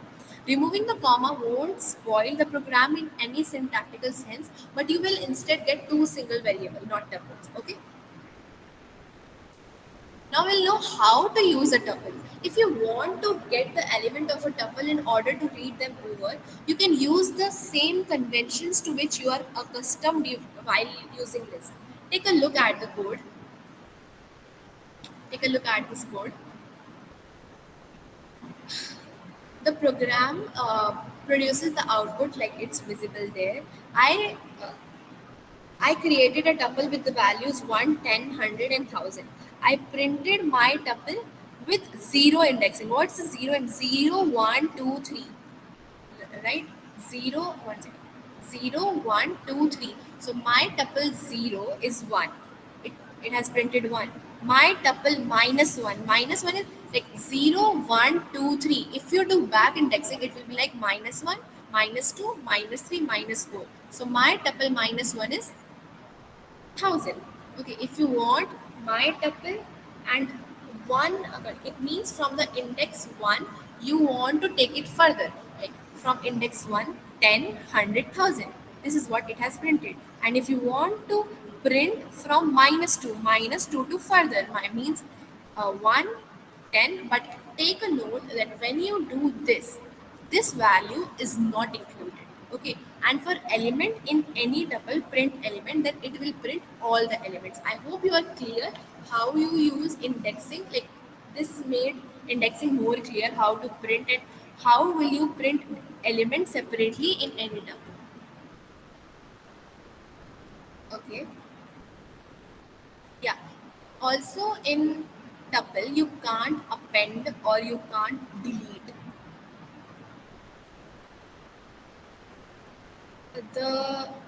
The length function, actually tuples may the length function accepts tuples. The plus operator can join the tuples. The multiply operators can multiply the tuples. The in and not in operators same work the same as they work in the list. Okay. One of the most useful tuple property is their ability to appear on the left side of the assignment operator. Use this phenomenon sometimes ago when it was necessary to find an elegant tool to swap two variables, right? Yes. As you are able to see here, the let's say my tuple I assigned 1, 10 and 100. I said to add 1000 and 10,000 to my tuple T1. When I printed T1, as you are able to see, 1, 10, 100, 1000 and 10,000 are there. And when I multiplied my tuple with 3 and printed the T2, it showed 1, 10, 100, 1, 10, 100, 1, 10, 100. I hope you understood what is the meaning of into 3. It doesn't mean that it will be 330, 300. No, it will print the statement thrice. And when I did print the length of T2. What is the length of T2 here? 1, 2, 3, 4, 5, 6, 7, 8, 9. So the length of T2 is 9. Print 10 in my tuple. Like here I am checking if 10 is in my tuple. Is 10 in my tuple? Yes. So true. Is minus 10 not in my tuple? Yes. Minus 10 is not in the tuple, right? So it's true. Now let me introduce two dictionaries. We are almost done with the basics of Python. Now, what is dictionary? Dictionary is also another Python data structure. It's not a sequence type, and actually it is mutable. To explain what the Python dictionary actually is, it is important to understand that it is a literally a dictionary. It is actually a dictionary. If you want to make a dictionary and you want to assign some initial pairs to a dictionary, you should use the following syntax. Like you're able to see here, dictionary is equal to you assign cat with chat, you assign dog with chain, you assign horse with shovel. Phone numbers, this is also one dictionary. You assign ki, boss's phone number is this, Susie's phone number is this, and you created one empty dictionary. When you print dictionary, it will print the values as it is, like this. Dog, sheen, horse. Also, it is not in a very sequential manner. Like if you wrote cat or chat, it will not print cat or chat here. Okay, yeah. And how will you use a dictionary? If you want to get any value, if you want to get any value, like getting a dictionary's value resembles indexing, especially like if the key is a string, you have to specify it is a string, and keys are case sensitive. Like keys and values, like I'll explain you here. Cat is a key and value is the chat.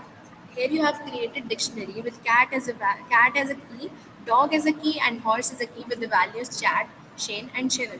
Similarly here, boss and Susie are the key and these are the values. Okay, you when you print the value, like if you want to get if you want to get the value of chat, you will be simply writing dictionary within the square brackets cat. Okay, and when you want to get the phone number, similarly it will print the same. Okay, so actually this was it with the basics of Python. I would like to summarize each and every section once more. First of all, starting up with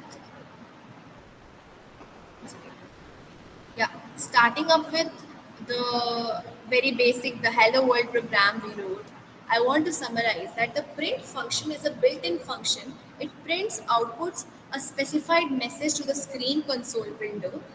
Built-in function, contrary to user-defined function, are always available and don't have to be imported. To call a function, you need to use the function name followed by parentheses like print parentheses hello world. An empty print function outputs an empty line to the screen. Then we discussed about then we discussed about the backslash. That is a special character which announces that the next character has a different meaning, right? Like the backslash n was a new line character that starts a new output line. Then we discussed about the positional arguments, that are the ones whose meaning is dictated by their position. Example, like the second argument is outputted after the first and the third is outputted after the second. Then we discussed about the keyword argument, that which are the ones whose meaning is not dictated by their location but by a special word used to identify them. Then we discussed about the end and the separate parameters.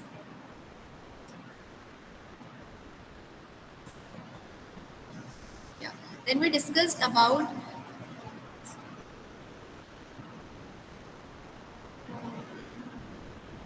1 minute. Then we discussed about the end and the separate parameters which can be used for formatting the output of the print function, right? The separate parameters specifies the separator between the outputted argument, whereas the end parameter specifies what to print at the end of the print statement. Then we discussed Python literals, then we discussed operators, variables. Okay, I would like to summarize once operators too. Okay, we discussed about some operators and we discussed their hierarchies. Also, yeah,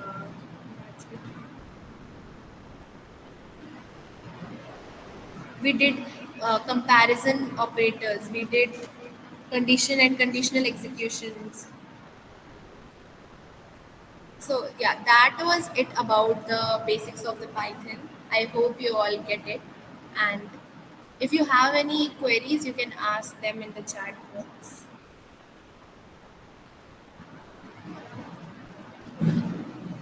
One second.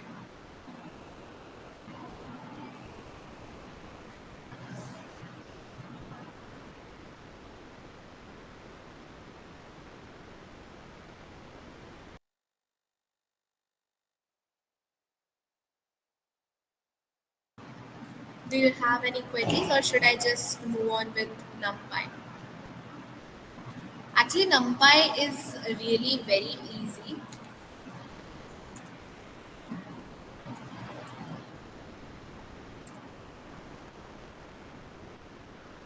I just want to give you a very brief introduction about NumPy. NumPy is numerical Python and it is foundational library in Python for numerical computing. It provides support for a large multi-dimensional arrays and matrices along with the correct. Like if you want to do some numerical thing, you want to perform some array action, you want to perform some operations within the Python, then NumPy comes into function. I'll just screen share the NumPy.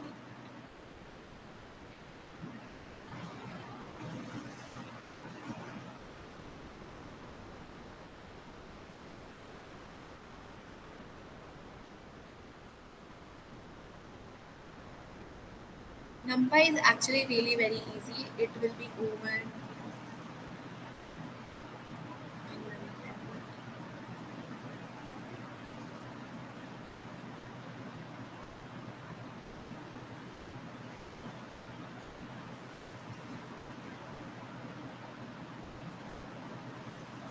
I hope you are able to see my screen.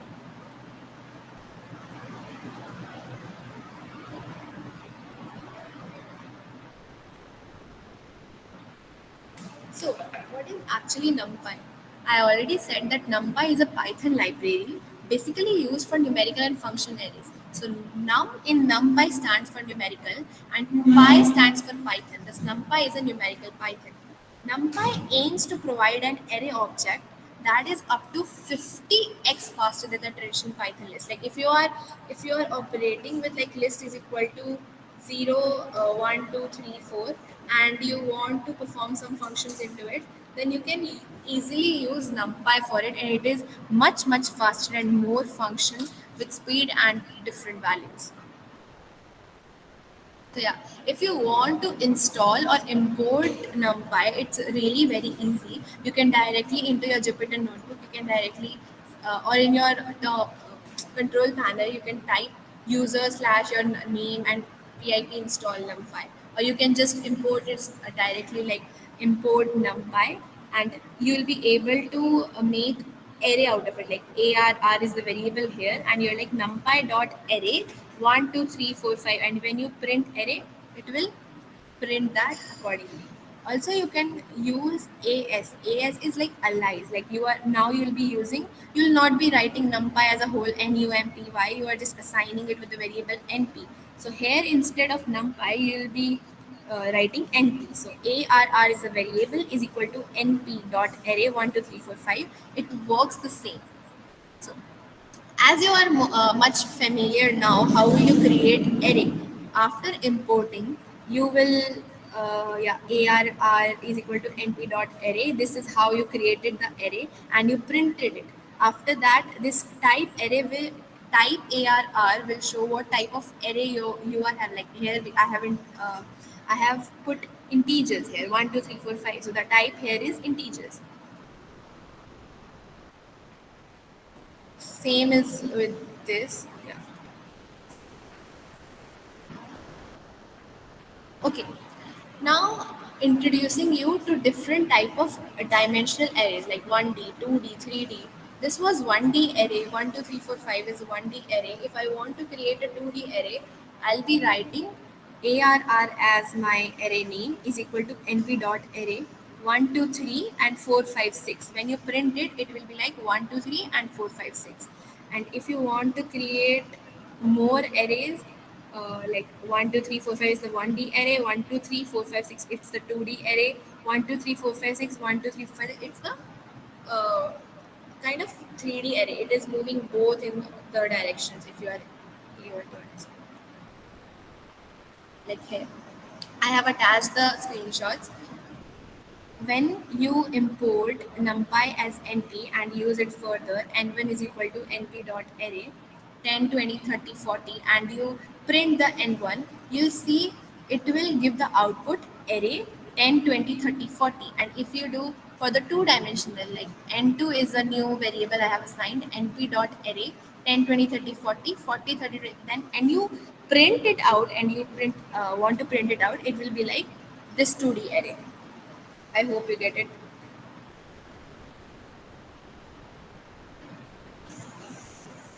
Yes, like if you are able to see here, I did the same.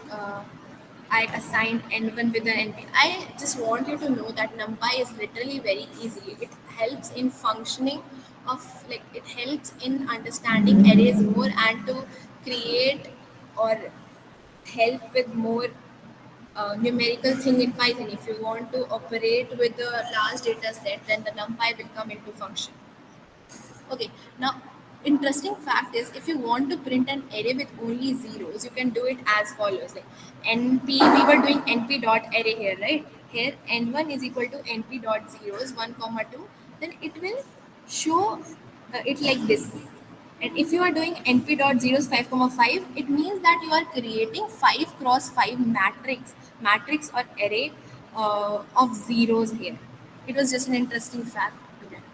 Now, initializing NP arrays with a range. You can create arrays, but you will not be writing 10, 11, 12, 13, 14. You can assign a arrange directly, like n1 is equal to np dot arrange 10, 20. And when you print it out, it will be like 10 to, again, 20 will not be printed, but the last 20 minus 1, that is 19, will be printed. If you do np dot arrange 100 comma 20 comma 10, it means that one second, 100 comma 200 comma 10, sorry, 100 comma 200 will be there, 200 comma 10, it means you are printing out 100 to 200 but has a gap of 10 between them, like 100, 110, 120, 130, 140, and similarly. Okay, 201 will be here, 200 won't be there, otherwise this won't be printed. Now, as you can see here, uh, n3 is equal to np dot full 4 comma 8 comma 5.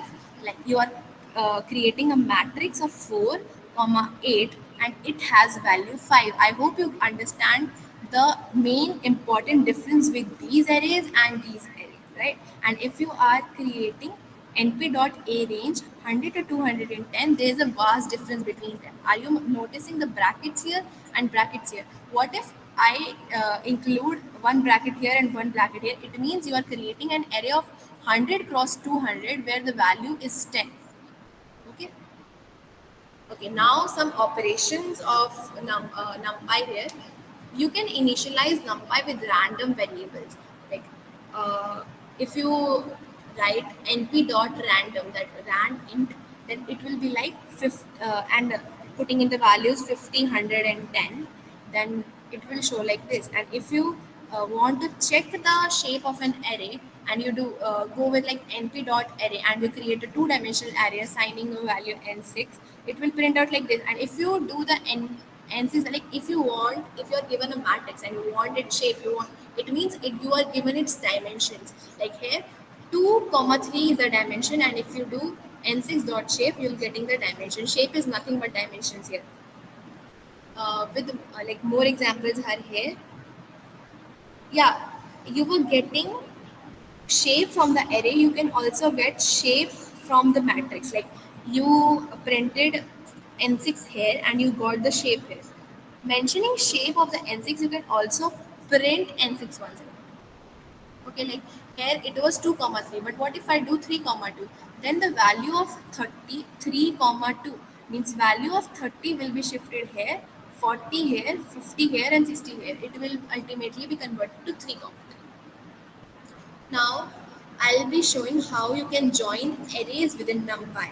It is VStack, using VStack, HStack, and column stack. Notice in the VStack thing, if you are assigning np.array 10, 20, and 30 value to n1 and 40, 50, 61 array n2, and you want and you did V stack, it means you are vertically stacking them up. N1 comma N2, it means N1 is stacked on N2. Did you get it? And if I do X stack is like horizontal stack. Like 10, 20, and 30 are stacked before 40, 50, and 60. One second.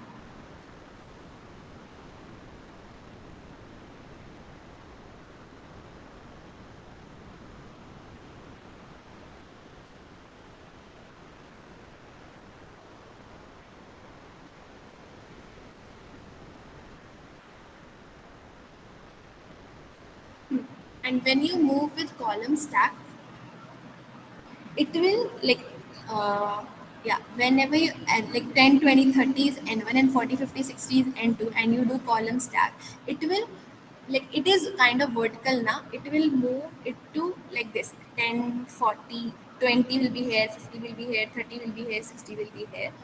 And one important point to notice here is, if you do v stack n1 comma n2, and if you do v stack n2 comma n1, both of them will give different outputs. Like n2 comma in n2 comma n1, n2 will be stacked over n1, and here in n1 comma n2, n1 is stacked over n2. Yes. Okay. Now, like in maths, you can intersect or create difference within your arrays. Like if you are having n1 array with the value 10, 20, 30, 40, 50, 60, and n2 array with the value 50 to 90, and you if you intersect them 29 n1 comma n2. So what is the intersection?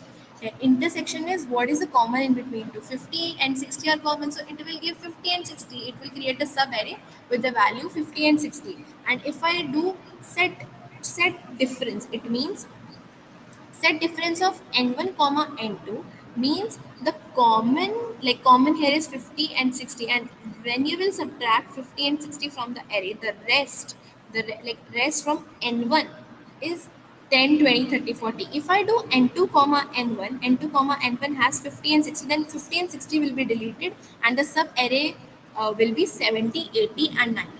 I hope you get it. Okay, NumPy array mathematics is again really very simple.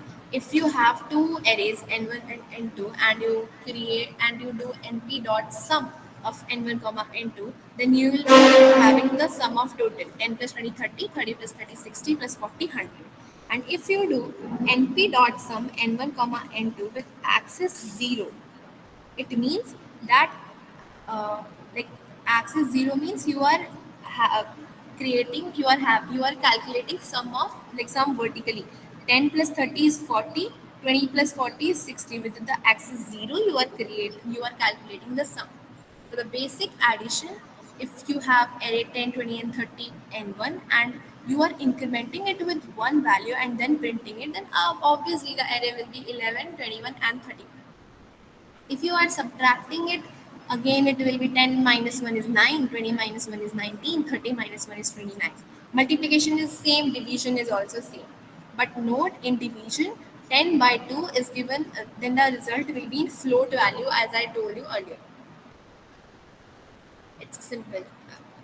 Like n1 is, note that n1 is 10, 20, and 10, 20, 30, and 40 here. So n1 plus 5 is 15, 25, 35, and 45.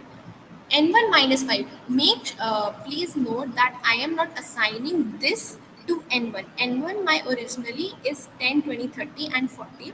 So N1 minus 5 is 5, 10, 25, 35. If you multiply it like this and on dividing, it will be 1 point, 2 point, 3 point, and 4.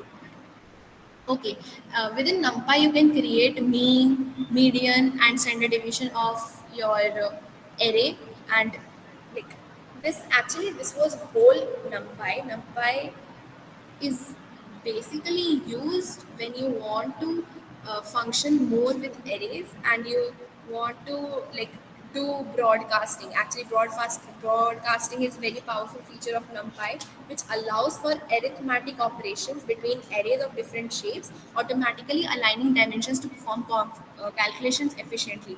Also, NumPy includes a vast collection of mathematical functions for performing various operations like trigonometric functions, exponential functions, logarithmic functions, and more arrays.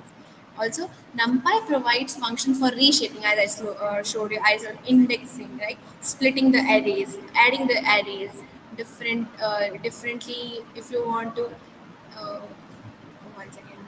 Yeah, if you want to create set difference of an array, if you want to create the intersection of array, difference of array, these are very simple concepts, but when you use in your projects, these are of main use.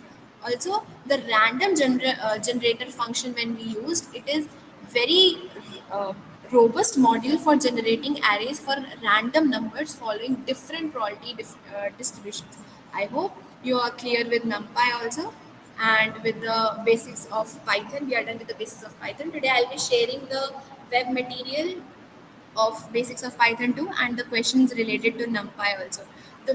Try to revise with those web materials and the links which I'll be sharing and the PPTs, because tomorrow we are planning to have a online test for you all, so you can test whether you are proficient enough for your NumPy and basics of the Python. I hope you are glad, like you enjoyed the session and you are able to understand whatever I tried to explain. Also, you can follow us on LinkedIn. Follow me and Geeks for Geeks student chapter with, yeah. Rohit, are you there? Yeah, Kashish, I'm there. Yes, please carry forward.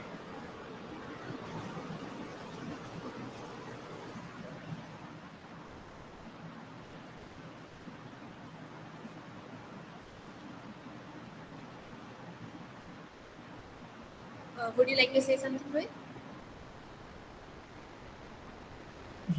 Yeah, Kashish.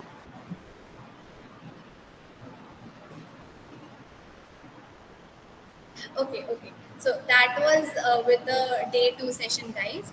So I hope you understood the basics of Python and the NumPy thing. If you are having any sort of doubts, you can ask me personally on the WhatsApp too. Also on the WhatsApp group, I'll be sharing the questions. And actually, we are now very excited as you are responding so, it's like you are responding very, and you are very eager to learn and keen to learn regarding the like Python thing. We are very excited to have you all. Thank you very much for joining for session 2. Tomorrow we'll be having the test. We'll be sharing the link, and you can test yourself and you can get the score accordingly. Thank you very much for joining. Good night to you all. Good night. Bye.